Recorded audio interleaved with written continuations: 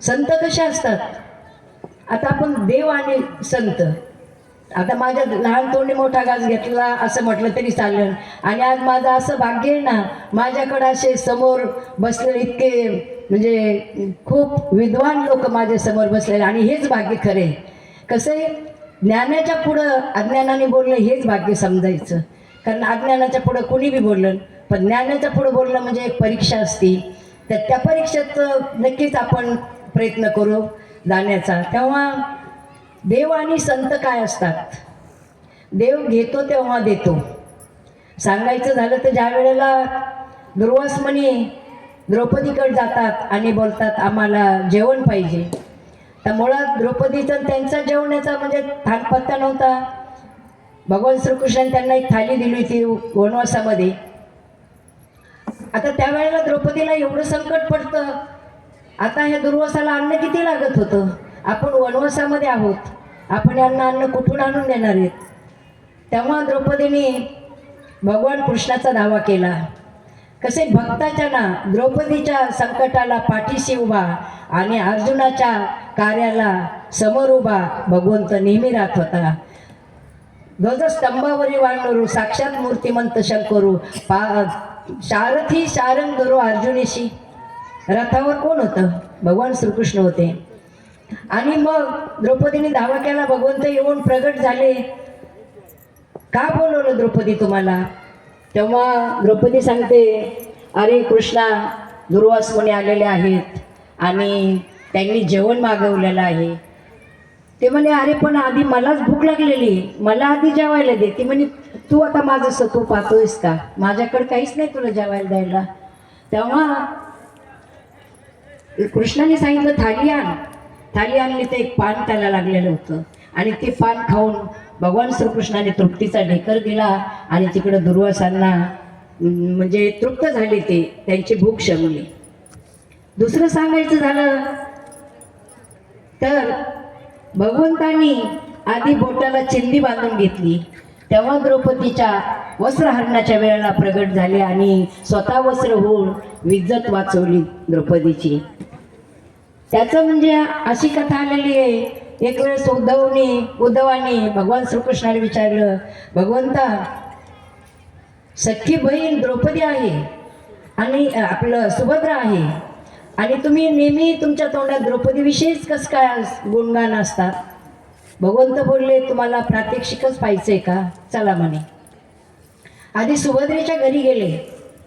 सुभद्राने फळं वगैरे आणून पुढं मांडले, आणि भगवंताने फळ कापायचं निमित्त केलं आणि बोटाची करंगळी कापून घेतली. कापल्याच्या नंतर भगवंताने बोट दाबले आणि आवाज देता, सुभद्रा, माझं बोट कापले, रक्त गळतंय, मला चिंदी दे बांधायला. सुभद्रा जो कपडा काढीत होती ना, तो कपडा तिला भगवान कृष्णापेक्षा किमती वाटत होता. कुठलाही कपडा फाडायची तिची इच्छा होत नव्हती. शेवट भगवंत तिथून निघले आणि द्रौपदीकडे चालू लागले. द्रौपदीने लांबूनच पाहिलं, बोट पकडले. भगवंतानी काय झालं भगवंता, काय झालं म्हणण्याच्या सांगण्याच्या आधीच द्रौपदीने भरजरी शालू फाडला. चिंदी बांधते द्रौपदी हरीच्या बोटाला. म्हणजे जवळचं आणि लांबचं कशावरून ओळखायचं? असं म्हणजे देव घेतो तेव्हा देतो, फुकट कधीच देत नाही. संत काहीच घेत नाहीत आणि दिल्याशिवाय राहत नाहीत. संत समाधानी असतात. संत चांगलं वाईट सज्जन दुर्जन काहीच पाहत नाहीत. भगवंतापाशी तो खूप भेद आहे. भगवंत काय करतो? भक्ता राखे पायापाशी, दुर्जनाशी संवारी. दुष्टाला तो जवळ करतच नाही. पण संत कशा आहेत? संत चंदनासारखे आहेत. ते सर्वांना सुगंधी करतात. संत परीस आहेत. परीस म्हणत नाही हे लोखंड गंजलंय, मी त्याचा स्वीकार करत नाही म्हणून. ते स्वीकार करतात, ताबडतोब त्या लोखंडाचं सोनं बनवतात. असे हे संत, त्यांना कुठलीच अपेक्षा नसती, कुठल्याही प्रकारची अपेक्षा नसती. माऊलींनी जे खळाची व्यंकटी सांगो तया सत्कर्मी रती वाढू, ते म्हटले का खळ नष्ट व्हावेत म्हणून? फक्त त्यांच्यातलं खलत्व आहे ना, ते दूर झालं पाहिजे. आणि संत कसला पापी असू द्या, त्या पाप्याचा उद्धार केल्याशिवाय राहत नाही. थोडक्यात आपण आपल्याला सगळ्यांना श्रुत असा रामायणातलं वाल्या कोळ्याचं जीवन आपण पाहिलं ना. किती पापी होता तो. त्याचा उद्धार तर फक्त उद्धारच केला नाही, पण ते वाल्या कोळ्याचा वाल्मिक ऋषी झाले. आणि त्या वाल्मिक ऋषीने जे लिहून ठेवलं ते जगाच्या बापाला वागून दाखवावं लागलं. म्हणून संत हे परिसासारखे आहेत. आपणासारखी करीती तात्काळ नाही काळ वेळ तया लागी, असे संत असतात.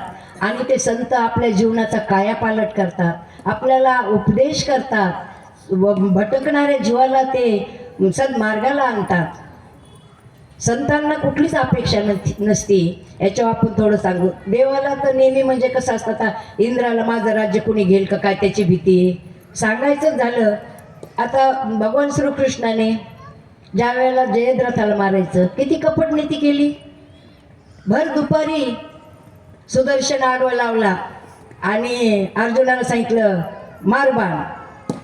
मारला बाण, पडला जयद्रथ खाली. हा सूर्य आणि हा जयद्रथ. लगेच सुदर्शन काढून घेतलं आणि दाखवून दिलं का सूर्य मावळच्या आधी. आता ती खूप मोठी कथा आहे का अर्जुनाने पण केला होता का उद्या सूर्यास्ताच्या पूर्वी जयद्रथाला मारील नसता मी अग्निकाष्ट भक्षण करीन. म्हणजे आपल्याकरता भगवंतानी माझ्या अर्जुना करता म्हणजे जर जयद्रथ नाही मेला आणि मग अर्जुनाने काष्ट भक्षण केलं तर म्हणजे देवापाशी मी तो आहे. तसं संतापाशी नाही. आणि संतांना अपेक्षा नसते, देवाला अपेक्षा असते. त्याचं थोडक्यात उदाहरण सांगते. त्यांना खूप इच्छा अपेक्षा, आणि इच्छा ही ना ही खूप दुःखाचं मूळ आहे. आपल्या व्यवहारातलं पहा. आता आज आपल्याला 1000 रुपयाची साडी घ्यावी वाटली, ती सुद्धा आपली परिस्थिती नसती, पण ओढून ताडून आपण साडी घेण्याचा प्रयत्न करतो. पण आजच्या त्या 1000ची साडी आपल्याला ओढून ताडून घ्यावी लागते. इथंच आपण सावध झालं पाहिजे आणि इच्छेला आपण इथंच मारलं पाहिजे. आज 1000ची ओढून ताडून घेतलेला उद्या आपल्याला कोणाकडे तरी 5000ची दिसती आणि मग ती 5000ची आपण घेऊ शकत नाही. परिणाम काय होतो? दुःख वाटायला येतं. तसं संत आपल्याला सांगतात का तुम्ही त्या मनाच्या मागे पळू नका. आशा अपेक्षा यांना तुम्ही म्हणजे कंट्रोल करा. त्याचं उदाहरण द्यायचं झालं तर इंद्राने असा सुंदर खूप मोठा महल बनवलेला होता. विश्वकर्माच्या हस्ते तो महल बनवला. समाधानच नाही. काय करायचं? बेचैन होतंय, समाधान नाही, सुख मिळत नाही. ब्रह्मदेवाला बोलवलं त्यांनी आणि ब्रह्मदेवाला सांगितलं का एवढा सुंदर महल बनवला, एवढा हौशेने बनवला आहे, पण मला यामध्ये समाधानच वाटत नाही म्हणे. त्यावेळेला रस्त्याने एक संत महात्मे चाललेले असतात, साधू महात्मे चाललेले असतात. त्यांच्या हातामध्ये फक्त एक कमंडलू आणि कौपिन असते, कारण ह्या साधूंचा संसारच जास्त काही नसतो. आणि ते पाहून ब्रह्मदेव धावत गेले आणि त्या साधूंना नमस्कार केला. त्यावेळेस इंद्रांना आश्चर्य वाटलं. ब्रह्मदेवाने ह्या भिकाऱ्या साधूला, साधू तर बोललाच नाही, ह्या भिकाऱ्याला नमस्कार केलाय.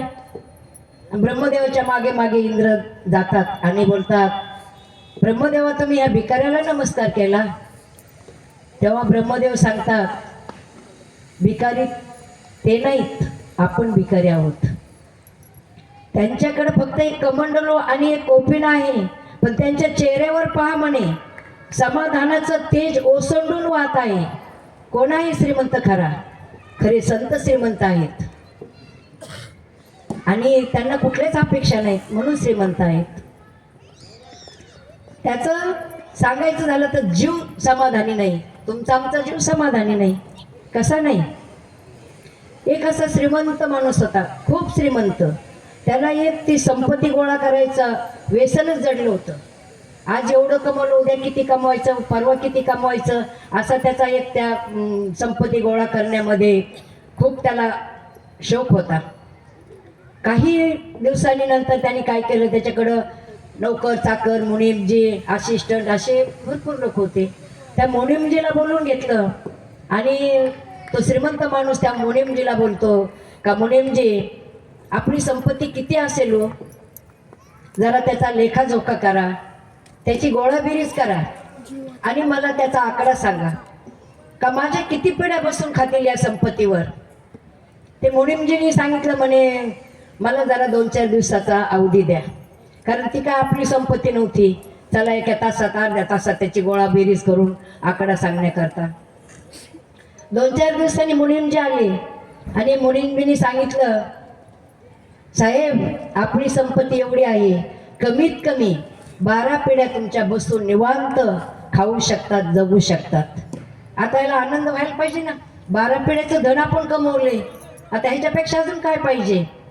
तो शब्द ऐकल्याबरोबर त्याच्या डोक्यात एक झटका बसला, अरे आता 12 पिढ्याचं झालं खरं, पण माझी 13वी पिढी काय खाईल, माझी 13वी पिढी काय खाईल, हा त्याला म्हणजे एक रोगच जडला. हळूहळू त्याला ती चिंता इतकी ग्रासलं त्या चिंतेने, तो आजारी पडला, अंथरुणालाच विलगला. संत काय उद्देश करतात आपल्याला हे याच्यातून घ्यायचे.